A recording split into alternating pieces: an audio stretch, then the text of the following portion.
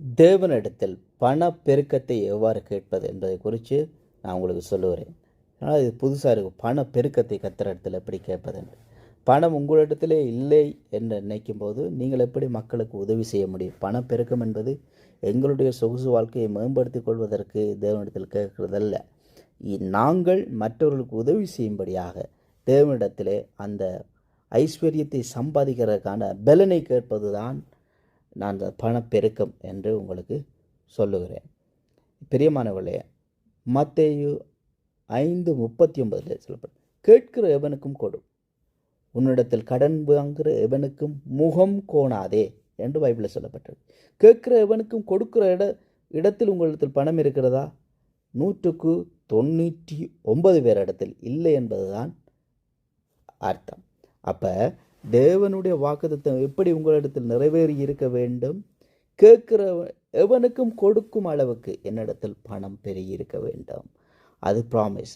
நீங்கள் ஜெபம் பண்ண வேண்டிய வீதம் இதுதான். ஆண்டவரே, நீர் மத்தேயு 5:39 சொல்லியிருக்கிறீர், கேட்கிற எவனுக்கும் கொடு, உன்னிடத்தில் கடன் வாங்க நினைக்கிறவனுக்கு முகம் கோணாதே என்று சொல்லப்பட்டிருக்கிறது. எனவே நான் கேட்கிற எவனுக்கும் கொடுக்கும் அளவுக்கு என்னிடத்தில் பணத்தை, என்னிடத்தில் ஐஸ்வர்யத்தை சம்பாதிக்கிறதுக்கான பலனை பெருக பண்ணும் என்று நீங்கள் கேட்கும்போது, அவருடைய வார்த்தையின்படி கேட்கும்போது நிச்சயமாக கொடுப்பார். அவர் சொல்லியும் செய்யாதிருப்பாரோ, வசனித்தும் நிறைவேற்றாதிருப்பாரோ.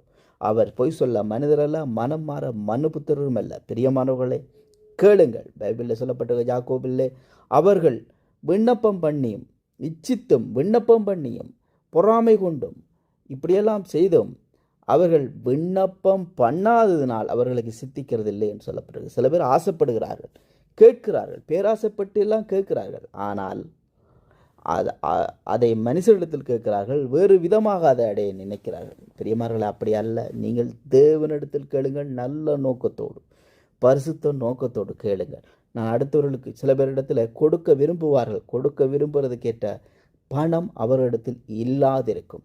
சிலவர் கொடுக்கவே நினைக்க மாட்டார்கள், அவர்களிடத்தில் தேவையான பணம் இருக்கும்.